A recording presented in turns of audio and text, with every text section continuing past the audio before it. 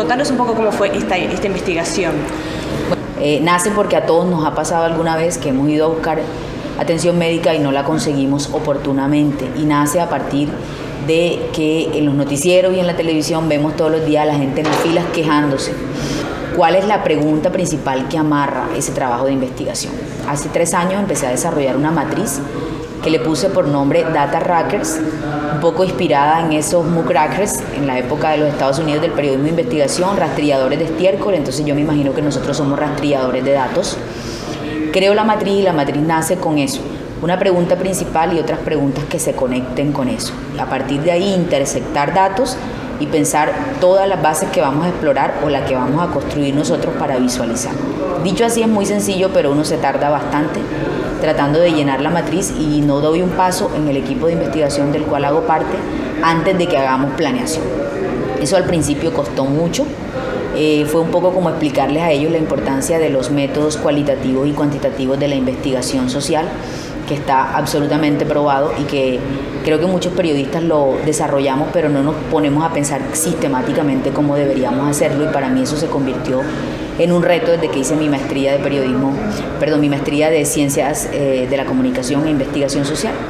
Entonces lo que hice fue juntar todo eso, crear una forma de hacerlo aterrizado al periodismo, pero que tiene mucho científico, y no avanzar sin eso. Con el equipo luego ya empezamos a pensar un poco en la parte de reportería. De entrada, en el periodismo de datos, que es una técnica, porque no es nada especial, la primera reportería o el primer nivel son las bases de datos a buscar o a conformar. Y en eso te tardas un mundo de tiempo bastante importante revisando todo eso, categorizando, esquematizando la información, cruzándola, haciendo analogías y comparaciones que son como los primeros niveles. Surtido ese paso, se te empieza a dibujar una realidad que te va indicando a dónde debemos ir ya con morral en mano a hacer lo que más me gusta hacer en la vida, que es hablar con la gente. Entonces, con la ayuda de Facebook creamos una red social donde acumulamos un montón de casos. Una vez los acumulamos, dijimos, ok, aquí hay información que nos reporta una realidad, acá hay unas bases de datos que nos reportan una realidad. Crucemos eso. Y en el momento de cruzarlo empieza a dibujarse el mapa de la realidad, de la afectación del sistema de salud y lo que le ocasiona a la gente en Colombia. Y identificamos unos puntos de vista geográficos. Entonces, al tener eso ya como bien definido, otra vez volvimos al Facebook y otra vez le dimos a la gente, y ahora de estas regiones, ¿quién nos cuenta cosas? ¿Y quién quiere que hablemos con ellos? O sea, ¿quiénes quieren que vayamos allá? Lo juntamos y cargamos tiquetes y a viajar, a buscar a estas personas, a estos 9 colombianos que nos mostraron las diferentes maneras de violar la prestación obligatoria del servicio de salud en Colombia. Allí nos tardamos un jurgo de tiempo porque era ir al Caribe, ir al sur, ir a la selva, ir al norte, o sea, era movernos por todos lados, pero lo logramos. Una vez con eso fue, bueno, señores ingenieros y diseñadores, ¿cómo nos imaginamos el monstruo? ¿Qué vamos a hacer con esto? En la unidad de datos yo incorporé una cosa que en el periódico se hacía posterior a las publicaciones, que es el análisis de las publicaciones y el estudio de las mismas. Acá nosotros toda esa revisión de cómo va a ser la narrativa se hace con un análisis de usuario anterior, o sea, antes de publicar. Entonces lo que hacemos es sentar a audiencias de diferentes niveles y de diferentes formación y decirle, ¿ustedes están entendiendo esto que estamos planteando aquí? ¿Qué no se comprende? Ese estudio de usuario, ese análisis de usuario o esa experiencia de usuario, como lo llaman los expertos en el tema, nos arroja unos datos muy chéveres. ¿Avanzamos o no avanzamos? ¿Mejoramos? ¿Qué mejoramos? ¿Esto no vale la pena? ¿Esto no sirve? O sea, es una forma de que ellos sean tus editores y te digan, lo estás haciendo mal o lo estás haciendo bien. Cuando terminamos todo eso, clic y se fue. Luego de irse, volvemos a revisar con otras personas qué tipo de impactos se están generando. Esa es un poco la metodología, puede ser un poco angustiante, agobiante, pero yo creo que sin debida planeación uno no puede hacer cosas buenas. Lo importante no es el gran trabajo, ni el gran hallazgo, ni la gran revelación. Lo importante es cómo lo hagas, para que finalmente la gente lo entienda. ¿Qué es lo que te imaginas tú de una metodología así? Hicimos un trabajo transnacional con la unidad de datos del diario El Universal. En marzo de este año me fui a México a reportear todo el tema de las desapariciones en ese país. Y el objetivo era cruzar toda la desaparición forzada mexicana con la desaparición forzada colombiana, bajo un hallazgo, bajo un dato que me estaba dibujando que merecía meternos allí. Y es que en Colombia en 70 y tantos años han desaparecido menos personas que las que han desaparecido forzosamente en México en solo 8 años. O sea, eso para mí era una cosa abrumadora. Entonces invité a los chicos de la unidad de datos del periódico El Universal y les dije a que sí somos capaces de juntarnos aun cuando pensamos de diferentes maneras y matamos las pulgas de diferentes formas. Entonces lo primero fueron conversaciones vía Skype, con ellos me vi allá un momento y luego cuando regresé acá fue que pensé que podíamos trabajar juntos. Nos sentamos y fueron charlas y charlas pensando cómo lo íbamos a hacer, no qué íbamos a hacer. Porque todos enseguida entrábamos diciendo, claro, yo puedo ir a Ayotzinapa y yo puedo ir acá y yo voy a Buenaventura. Y yo, un momentico, no qué, cómo lo vamos a hacer. Entonces en ese cómo fue muy rico porque había diseñadores, ingenieros, periodistas, analistas, de allá y de acá. Entonces las sesiones eran monumentales. O sea, todo el equipo allá y todo el equipo acá, todos así. ¿Qué vamos a hacer?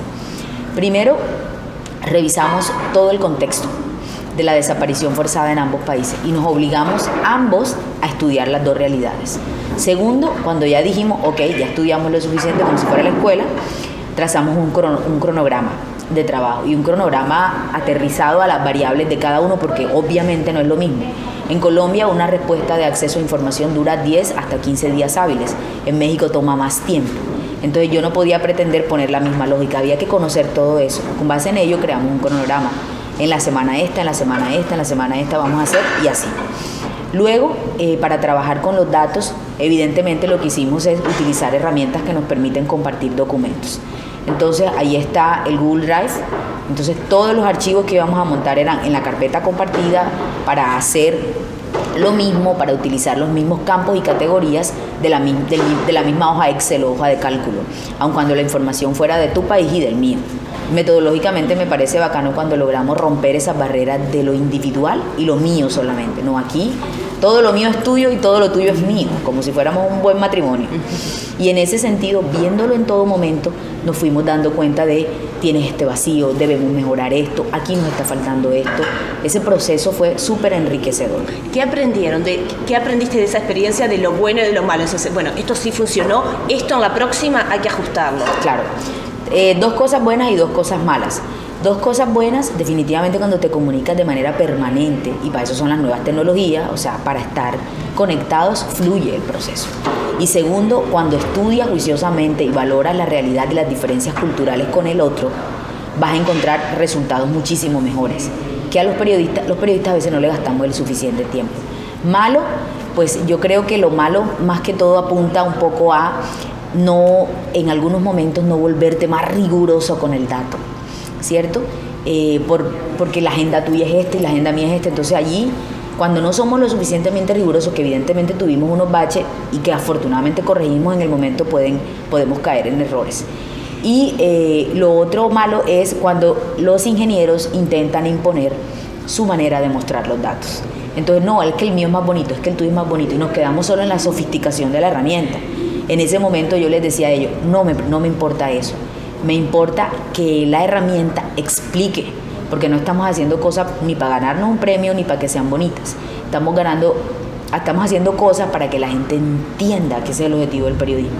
Digamos que es un enorme desafío pensar en equipo cuando somos tan diferentes, pero al mismo tiempo el resultado, Desaparecidos, Duelo Eterno, que fue publicado el mismo día, con el mismo número de páginas, con el mismo despliegue digital en 2 periódicos latinoamericanos, fue maravilloso.